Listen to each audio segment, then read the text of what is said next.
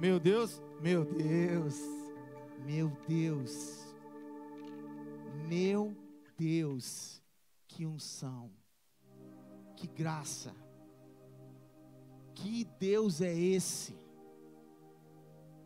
Irmãos, eu não sei se você está entendendo, que Deus é esse, que sai do trono de glória, e vem aqui para falar com você, para falar comigo. Que Deus é esse, que te traz aqui para fazer algo para você.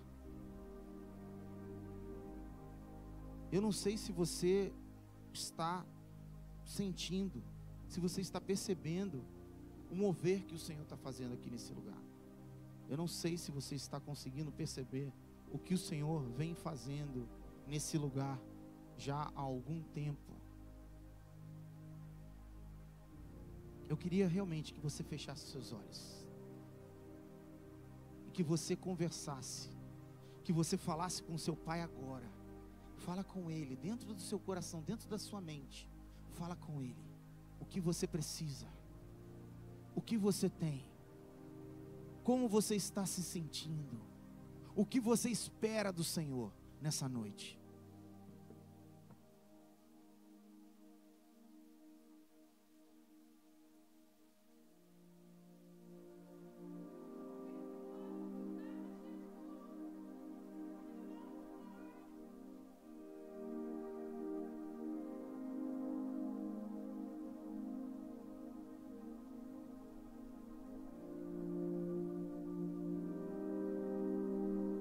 Senhor Jesus, Senhor, nós nos submetemos à Tua autoridade, Senhor Jesus. Nos submetemos, quem somos nós para abrirmos a boca, Senhor, e falar no Teu lugar? Quem somos nós, Deus, para entrar na frente, Deus? Quem somos nós para, Senhor Jesus, para nos distrair, Senhor Jesus? Quem somos nós, Senhor Jesus?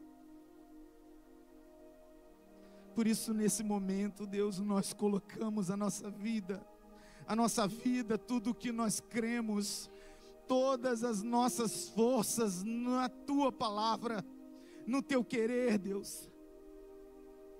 Senhor, o Senhor tem feito milagres na nossa vida, o Senhor tem abastecido a nossa vida, nada tem faltado para nós, e nós estamos aqui, Senhor Jesus, não para te pedir somente, mas para te agradecer, de tudo que o Senhor tem derramado em nós, Senhor Jesus, sem merecimento algum, Senhor, pela Tua graça e a Tua misericórdia.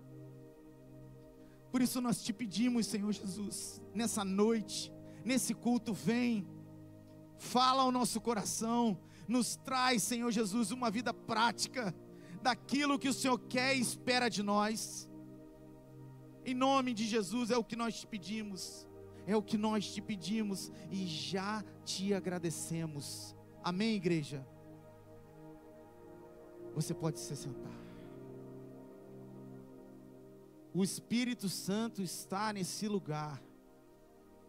Eu quero te dizer que não há impossível para Deus. Nada é impossível para Deus. Nada é impossível para Deus. E eu quero começar falando o tema da palavra que o Senhor gerou no meu coração, na palavra que o Senhor falou no meu coração. Preste atenção aqui para mim, em mim, por favor. O tema que o Senhor colocou no meu coração é o seguinte: a gratidão que precede o milagre. A gratidão que precede o milagre.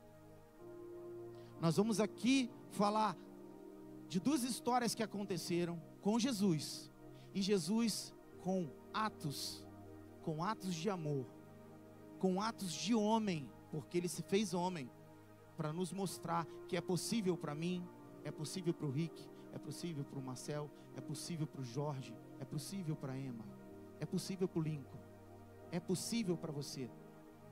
você fazer algo que o Senhor te ensinou, não é algo que você não consegue fazer, muito pelo contrário, é algo tão simples e tão poderoso, que ele saiu do trono de glória, se transformou homem e veio aqui e falou assim, ó, vou fazer, só fica ligado em mim, naquilo que eu faço, e seja meu imitador. Mesmo diante hoje das dificuldades que nós temos, nós entendemos que a gratidão fundamentada na fé, ela revela quem está no controle. A gratidão é nada mais, nada menos que um exemplo. É aquilo que nós fazemos, que mostra para Deus falando assim, Deus, eu te agradeço. Quando você agradece, você só agradece para alguém que fez, ou não. Aqui alguém sai agradecendo na rua para a parede, ninguém faz isso, amém?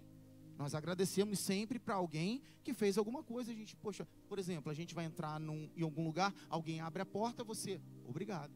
Não é comum isso? Agradecemos aquele que fez. Quando nós agradecemos, nós estamos falando o seguinte, o controle daquilo que a pessoa fez, por exemplo, eu falei agora do exemplo da porta, a pessoa abriu a porta, o controle da porta estava com ela, e ela fez a questão de abrir para mim, e eu passei e agradeci. Então quando nós agradecemos, aí vamos para a área espiritual, quando nós agradecemos a Deus, nós estamos falando, Deus, você está no controle, é você que está no controle, porque eu estou agradecendo quem faz.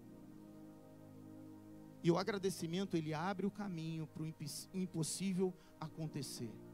E o impossível vai acontecer na sua vida hoje. Porque hoje nós vamos sair daqui entendendo o que é ter um coração agradecido. O que era agradecer ao Senhor, independente das circunstâncias que nós estamos vivendo.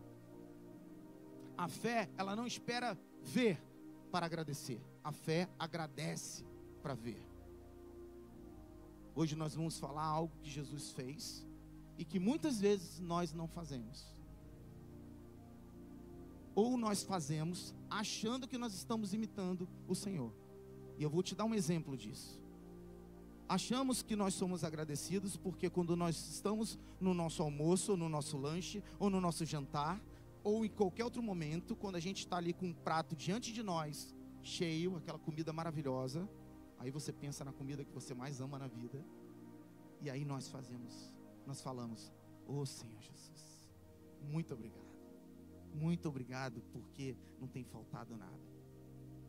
Isso é bíblico? É bíblico. Você está agradecendo aquilo que o Senhor já fez. Mas existe um outro tipo de agradecimento. Um agradecimento onde você ainda não viu. Um agradecimento onde você se posiciona antes de ver. Você pratica fé em ações. Isso mostra um princípio espiritual profundo. A gratidão é um ativador do céu, mesmo quando tudo parece perdido ou difícil. Nós vamos ler, eu gostaria que você abrisse sua Bíblia, nós vamos ler João 6, do 1 ao 13. Vou ler rápido para a gente ganhar tempo. Está escrito assim: algum tempo depois, Jesus partiu para outra margem do mar da Galileia, ou seja, do mar de Tiberíades. E grande multidão continuava a segui-lo, porque vira os sinais milagrosos que ele tinha realizado nos doentes. Então, Jesus subiu ao monte e sentou-se com os seus discípulos. Estava próxima a festa judaica da Páscoa. Levantando os olhos e vendo uma grande multidão que se aproximava, Jesus disse a Filipe: onde compraremos pão para esse povo comer? Fez essa pergunta apenas para pô-lo à prova, pois já tinha em mente o que ia fazer. Filipe lhe respondeu: 200 denários não comprariam pão suficiente para que cada um recebesse um pedaço. Outro discípulo, André, irmão de Simão Pedro, tomou a palavra. Aqui está um rapaz com 5 pães de cevada e 2 peixinhos. mas o que é isto para tanta gente? Disse Jesus: mandem o povo assentar-se. Havia muita grama naquele lugar e todos se assentaram. Eram cerca de 5.000 homens. Então Jesus tomou os pães, deu graças e o repartiu entre os que estavam assentados, tanto quanto queriam, e fez o mesmo com os peixes. Depois que todos receberam o suficiente para comer, disse aos seus discípulos: ajuntem os pedaços que sobraram, que nada seja desperdiçado. Então eles os ajuntaram e encheram 12 cestos com os pedaços dos 5 pães de cevada, deixados por aqueles que tinham comido. Até aí. Irmãos, essa palavra, nós já ouvimos essa palavra muitas vezes. Eu já li essa palavra muitas vezes. E essa palavra, toda vez que eu leio, Deus fala comigo de maneira diferente. Porque Deus é desses. Ele tem uma multiforma e sabedoria de nos ensinar, de nos trazer a realidade do céu para nós, que é incrível. Você fala: poxa, mas eu já ouvi várias vezes. Uma vez eu estava diante de um pastor, amigo meu, pode ser que ele esteja assistindo, pastor Sérgio, e eu falei assim para ele, falei: pastor, parece que toda vez que eu vou num culto, eu escuto a mesma palavra. Toda vez eu vou e a mesma palavra, toda vez o mesmo versículo. Aí ele virou para mim com toda tranquilidade, porque o pastor Sérgio é tranquilo, virou para mim e falou assim: quantas vezes o Senhor vai ter que repetir para você aprender? Aí eu botei aqui, ó, minha mão aqui, ó, saí no passinho do Michael Jackson aqui, ó. Falei: eu preciso aprender. Eu entendo que quando eu escuto a mesma palavra muitas vezes, é porque Deus ainda tem algo para te ensinar naquela palavra que você está escutando. Ali Jesus estava sendo seguido por uma multidão faminta. Uma multidão faminta não só de milagres, mas de comida também. Eles queriam ser abastecidos. Em muitos momentos nós estamos sendo seguidos. Seguidos por quê? Seguidos por necessidades. Hoje, se eu perguntar: você tem uma necessidade? Você vai falar: tenho. Você está sendo seguido por uma necessidade. Qual a necessidade que você tem hoje? Talvez uma carência, talvez uma dificuldade na sua vida. Você está sendo seguido por alguma coisa, assim como Jesus estava sendo seguido por aquela multidão. Talvez na sua vida você tenha a escassez, uma escassez evidente, assim como tinha naquele momento. Naquele momento só tinha 5 pães e 2 peixes para alimentar 5.000 homens. Gente, eu não vou nem falar da contagem que os historiadores fizeram, mas vamos pensar em 5.000. Ali eram famílias que estavam juntas. Então, se eles contaram 5.000 homens, você imagina o que tinha, a quantidade que tinha. Ali tinham 5 pães e 2 peixes para alimentar 5.000 homens. Muitas vezes nós olhamos para o necessário e achamos pouco. Você já parou para pensar nisso? Muitas vezes nós olhamos para a nossa casa, nós olhamos para o que nós temos, que é o necessário. O Senhor não vai deixar nada faltar na sua casa, nada faltar na sua vida. Aquilo que você está hoje, que te falta, é porque o Senhor está em processo para te entregar. Você recebe essa palavra, irmã? Você recebe essa palavra, irmão?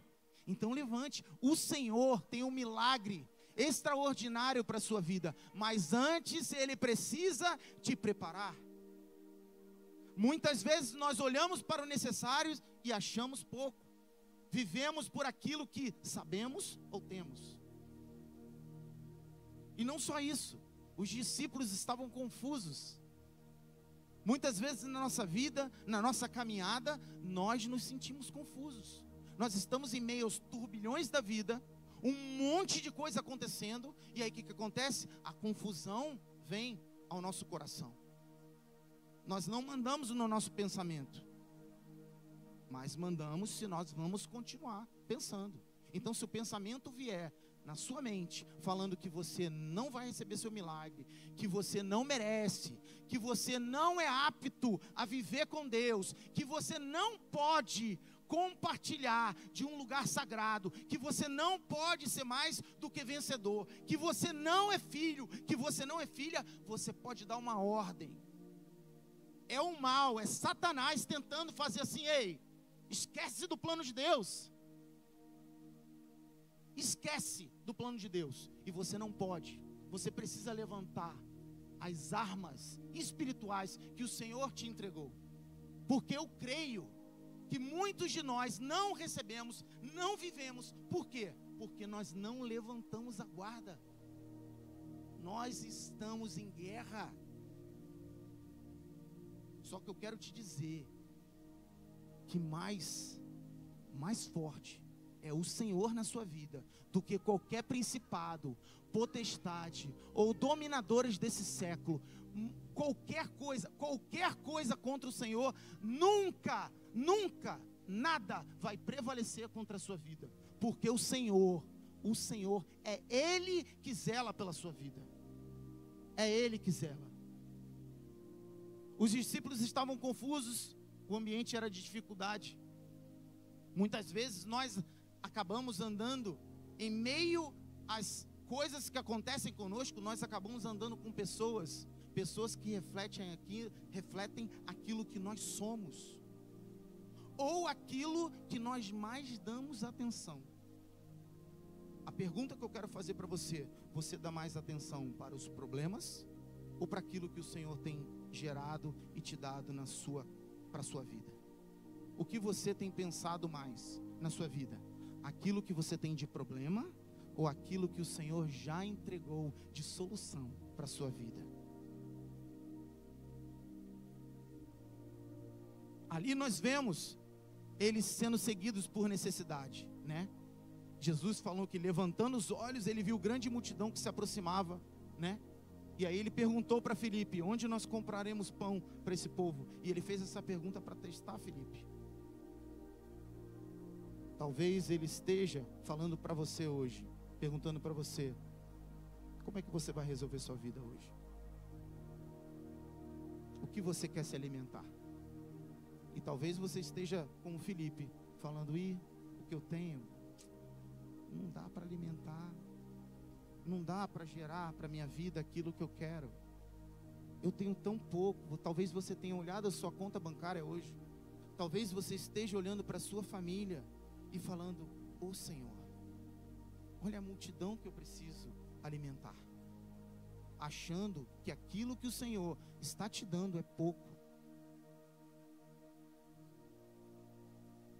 Talvez você esteja hoje numa confusão, a confusão e incerteza, né? Ali o rapaz chegou com 5 pães e 2 peixinhos, e aí logo depois, na frase seguinte, eles falam: mas o que é isso para tanta gente? Talvez você esteja hoje passando algo na sua vida que te traz essa confusão e essa incerteza. A incerteza, ela não anda com Deus. Deus é. Deus é. Queridos, se o Senhor falou, Ele vai cumprir. Se o Senhor faz, ninguém pode parar. Se hoje você está aqui, se hoje você está vivendo isso que você está vivendo, eu quero te dizer que é um processo para a sua vida, para o milagre que o Senhor tem para a sua vida. Por isso, se você crê nisso, dê um glória a Deus, se mova, creia que o Senhor Todo-Poderoso está nesse lugar. Há um poder especial no agradecimento. Até mesmo porque, eu não sei se você entendeu, Jesus pegou os pães, o que ele fez? Repartiu? Pegou e repartiu? E aí galera, olha o pão, conseguimos 5 pães, olha aí 2 peixes, pega aí, vamos ver quem tem sorte. Jesus não fez isso não, gente. Sabe o que Jesus fez? Jesus pegou o pão, olhou para o céu, falou: graças te dou, Pai. E aí a palavra fala que ele, após agradecer, ele repartiu. Você entende o poder do agradecimento? Jesus tinha pães para 5.000 homens. Jesus tinha um peixinho feito para 5.000 homens. Igreja, responde, vamos interagir. Ele tinha? Não tinha. E o que ele fez para nós? Ele nos ensinou. Ele pegou aquilo que ele tinha e falou: ei, Pai, obrigado. Obrigado. Eu te dou glória, Senhor. Eu agradeço por aquilo que o Senhor tem colocado na minha mão. E a palavra de Deus fala que ele abaixou a mão e falou assim: ó, galera, agora vamos contabilizar, porque eu não sei se vai dar. Ele fez isso? O que ele fez? Com toda a autoridade, ele falou: reparta. Existe um poder no agradecimento. Nós precisamos parar de reclamar, parar de olhar para aquilo que é nosso limite e olhar para aquilo que Cristo nos ensinou. Nós estamos no culto Hope, um culto onde é ativado a nossa fé, é ativado aquilo que nós muitas vezes não fazemos em casa. Você tem vindo aqui semana após semana e tem buscado algo que você já tem? Você já agradeceu por aquilo que você colocou no cartãozinho? Ei, tem alguém aqui? Você já agradeceu por aquilo que você colocou no cartão, no motivo de oração atrás? Ou você tem falado: ai, está tão difícil, chegou a 7ª semana e não aconteceu?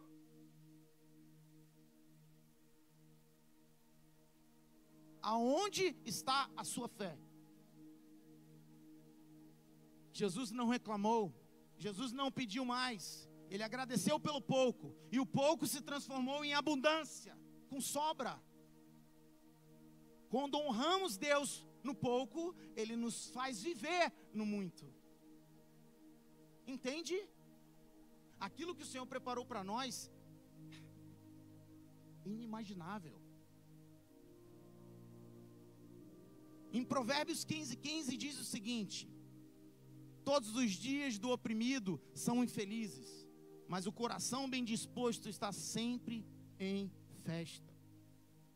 Isso me fala sobre agradecimento. Mateus 6, 22 e 23. Os olhos são a candeia do corpo. Se os seus olhos forem bons, todo o seu corpo será cheio de luz. Mas se os seus olhos forem maus, todo o seu corpo será cheio de trevas. Portanto, se a luz que está dentro de você são trevas, que tremendas trevas serão.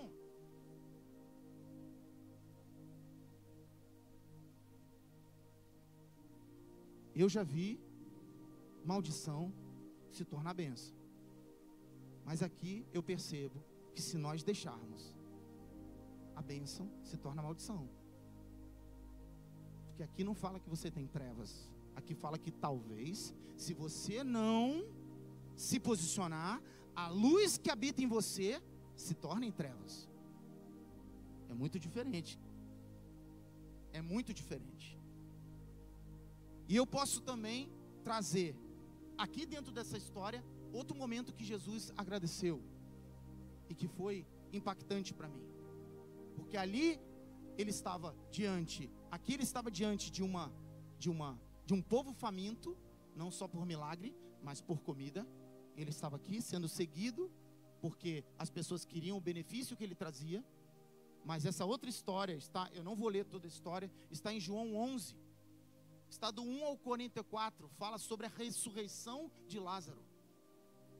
A ressurreição de Lázaro me traz também um novo nível de agradecimento. Porque eu quero te perguntar, quem agradece diante da morte? Quem agradece? Quem é que, glória a Deus que morreu? Quem é que faz isso? Quem é que diante de toda morte, não só morte física, mas uma morte talvez espiritual, talvez uma morte de necessidade, de um sonho, quem é que fala glória a Deus? Quem é que fala, olha Deus, que bom? Quem é que faz isso? Ninguém. Mas Ele nos ensinou, e nós temos que aprender isso, porque isso vira uma chave na nossa mente. Quando a gente vê qualquer tipo de espírito de morte, quando a gente vê aquilo que muitas vezes pode não nos agradar, a gente precisa se levantar em fé e mostrar em quem nós cremos. Nós temos que falar, não, peraí, eu vivo com Deus. Eu vivo com Deus do impossível. Ele pode todas as coisas. Ah, mas o diagnóstico é assim, assim, assado. Whatever. Deus é Deus, Ele é poderoso. Ele pode fazer infinitamente mais. Ele pode mudar a sua história. E Ele vai mudar a sua história. Você crê? Ele vai mudar a sua história. Ele já tem mudado. Olha para você e vê o quanto que você está diferente. Olha o quanto que você avançou. Olha para ontem. Eu não estou falando de 10 anos atrás. Eu estou falando de ontem. Olha para ontem. Talvez você olhe para você e fala, não, eu hoje não faço coisas que eu fazia antigamente. Ali, nessa história, Lázaro, amigo de Jesus, está doente. Diagnóstico humano não determina o poder de Deus. O diagnóstico humano não determina o poder de Deus. Mas engraçado que Jesus, deliberadamente, ele espera 2 dias antes de ir, né? E aí o que eu entendo? As minhas necessidades não determinam o tempo de Deus. Vou ler de novo. As minhas necessidades, minha e sua, as minhas necessidades não determinam o tempo de Deus. Ah, por que não é agora? Porque não é. Ah, mas por que na 7ª semana ainda não? Porque não é, querido. Sabe por quê? Porque o Senhor quer que você seja perseverante. Porque o Senhor quer que você continue. Porque o Senhor não divide a glória. Porque o Senhor crê que o espírito que Ele colocou em você não é um espírito abatido. Porque Ele crê que quando Ele te chamou, Ele falou, essa é minha filha. Esse é o meu filho. O meu filho não desiste. Você não nasceu para desistir. Por isso que Ele confia em você. Por isso que talvez você está no pacto 7 e não aconteceu. Porque o Senhor depositou em você algo que Ele não depositou em outra pessoa. Você já parou para pensar nisso? Que você está dentro de um lugar, talvez você esteja no 7º pacto e não aconteceu. E você, pai, por que não aconteceu? Porque o que o Senhor colocou dentro do seu coração, na sua vida, Ele não colocou em mais ninguém. Só você consegue perseverar desse jeito. Só você consegue carregar e ter o poder de Deus do jeito que tem dentro da sua vida. Isso é por merecimento? Não, é por graça. A minha necessidade não determina o tempo de Deus, mas o tamanho da glória que virá. A minha necessidade determina o tamanho da glória que virá, porque o Senhor faz infinitamente mais. Ali fala que Lázaro, quando chega, Lázaro está morto há 4 dias. E eu quero te dizer, independente do diagnóstico que você tem, a chave da vida e da morte está na mão do Senhor. Ali assim que Jesus chega para falar, para ver o corpo de Lázaro, ver o corpo, tá? Maria e Marta estão em luto. A atmosfera é de desespero, de perda e de dúvida. E muitas vezes assim como nós o contemplamos como Maria, nós o servimos como Marta. Nós fazemos as coisas para Deus, mas nós não o conhecemos a fundo. Por isso que reclamamos. Por isso que nós simplesmente, quando acontece algo difícil para nós, a gente, ao invés de agir como homem e mulher de Deus, a gente, não dá, para mim não dá mais. Que Deus é esse que você serve? Se você realmente conhecer a Deus profundamente, você muito provavelmente, você vai, diante das lutas, diante de uma negação, você vai falar: ok, Deus, eu entendi. Ou não é para mim, ou o Senhor está caprichando, está fazendo mais, está me preparando para receber aquilo. Muitas vezes, diante das lutas, nós só choramos ou reclamamos, porque foi isso que Marta e Maria fizeram. E ainda reclamaram, falando: Senhor, Marta falou, se você tivesse aqui, o meu irmão não teria morrido. Muito parecido conosco. Muitas vezes a gente olha para a nossa vida e fala: ah, Senhor, se o Senhor tivesse feito isso, tivesse me dado esse carro, eu não estaria nessa situação. Se eu não estivesse morando nesse lugar, eu não estaria desse jeito. Se eu não tivesse, se o Senhor tivesse feito isso, olha, hoje eu estaria casado, hoje eu estaria assim, hoje eu estaria assado. Pensamos, a dor, muitas vezes ela é real, né? É uma perda humana. Mas a certeza de Jesus estava no Pai. E para a gente ir terminando, algo que me chamou a atenção nessa história é o seguinte: em João 11, no versículo 41, no 40, ele fala assim para os discípulos, para aqueles que estavam ali: tirem a pedra. Lázaro está morto lá dentro, e eles falam: tirem a pedra. E aí a palavra de Deus fala em 41, então tiraram a pedra. Jesus olhou para o alto e disse: Pai, eu te agradeço porque me ouviste.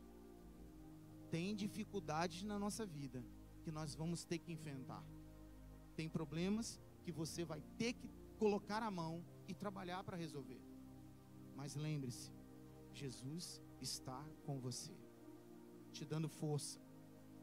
Essa pedra, ela poderia ter sido tirada por Jesus? Poderia, não poderia? Ele é Deus. Ele é Deus. Ele poderia falar assim: gente, olha só, vocês estão em desespero, calma, e tira a pedra. E fala: Lázaro, vamos lá, Lázaro, faz aí o que você tem que fazer, faz o show, parece. Ele podia fazer isso. Ele não fez. O que ele falou? Ele chegou para o povo e falou: tirem a pedra. Tem pedra na nossa vida. Tem problemas na nossa vida que você vai ter que se mexer para resolver. Tem coisas na sua vida que você vai precisar se posicionar para tirar. Não adianta. Um posicionamento correto dá como resposta um milagre. Eu quero que você entenda que você precisa tirar a pedra para você viver o milagre. A gratidão, ela trouxe a vida novamente. Exerça a gratidão e viva e celebre o milagre que Ele tem para você. A gratidão, ela te dá autoridade no Pai. Por isso eu quero que você se levante. Porque eu creio que hoje nós vamos ativar a gratidão que supre as nossas necessidades. E a gratidão em meio a talvez uma morte. Não estou falando uma morte física, estou falando talvez uma morte espiritual, talvez uma morte emocional. Eu não sei como é que você entrou nesse lugar, mas eu creio que essa gratidão que o Senhor nos ensina na palavra é uma gratidão que move e que muda todo o ambiente. Duas histórias que Jesus nos ensinou algo poderoso. Quando você agradece, nem a necessidade e nem a morte podem te separar do milagre. Amém? Você crê nisso? Em Jesus, em Deus, nada pode te separar do teu milagre. Eu quero que você levante as suas mãos. Eu não sei o que você precisa hoje. Se você precisa de vida para o seu milagre, ou se você precisa somente de um suprimento para a sua necessidade. Eu não sei o que você precisa, mas nós vamos exercer a nossa gratidão ao Senhor. Nós vamos agradecer por aquilo que nós colocamos no motivo de oração. E ainda não vemos. mas nós cremos que irá acontecer. Por isso, levante a sua voz e comece a agradecer ao Senhor. Comece a exercer aquilo que o nosso Mestre, o nosso Jesus, o amado da nossa alma, nos ensinou. Erga a sua voz, erga o seu clamor, fale: Senhor Jesus, muito obrigado pela minha família, muito obrigado pela restauração do meu casamento, muito obrigado, Deus, pela essa porta de emprego, muito obrigado, Deus, porque o Senhor tem suprido todas as minhas necessidades, Senhor, daquilo que eu preciso arcar, aquilo que eu preciso pagar.